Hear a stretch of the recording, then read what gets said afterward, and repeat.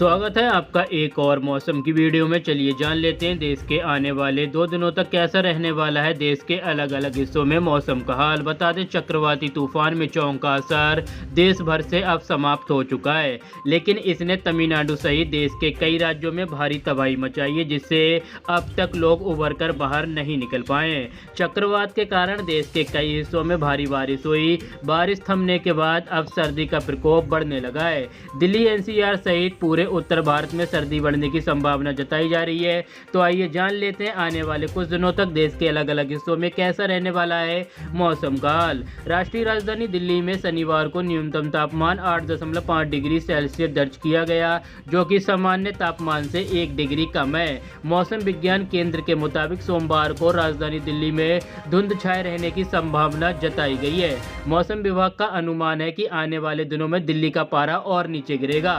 वहीं बात करें अगले 48 घंटे के दौरान तमिलनाडु और लक्षद्वीप और केरल में भारी बारिश होने की संभावना जताई गई है। कुछ हिस्सों में मध्यम बारिश और कई जगहों पर भारी बारिश होने की संभावना मौसम विभाग की ओर से व्यक्त की गई है, जबकि बिहार और पूर्वोत्तर भारत में घना कोहरा छाए रहने का अनुमान जताया गया है। मौसम विभाग के अनुसार झारखंड की राजधानी रांची सहित आसपास के इलाकों में मौसम शुष्क और साफ रहने की संभावना जताई गई है। अगले 2 दिनों तक अधिकतम तापमान 24 डिग्री और न्यूनतम तापमान 13 डिग्री सेल्सियस रहने की उम्मीद जताई गई है।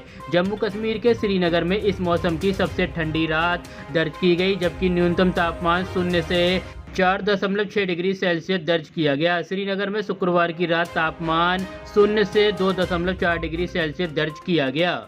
मौसम विभाग ने बताया 11 दिसंबर तक आसमान में सामान्यतः बादल छाए रहने की उम्मीद है। रात में तापमान में कुछ डिग्री तक गिरावट आ सकती है।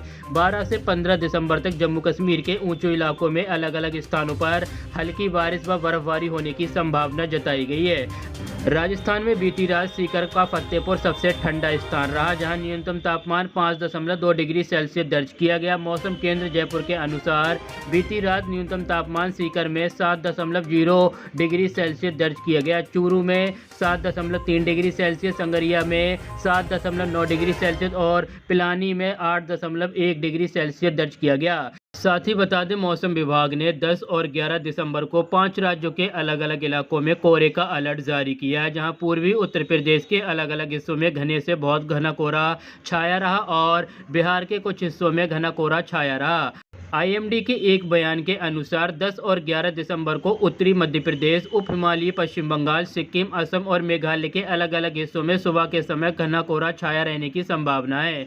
पूर्वी उत्तर प्रदेश, बिहार और पूर्वोत्तर भारत में मध्यम कोहरा छाया रह सकता है। आईएमडी ने बयान में कहा है कि 12 दिसंबर को उप हिमालयी पश्चिम बंगाल और सिक्किम के अलग अलग स्थानों पर बारिश के साथ ओलावृष्टि की संभावना बन रही है।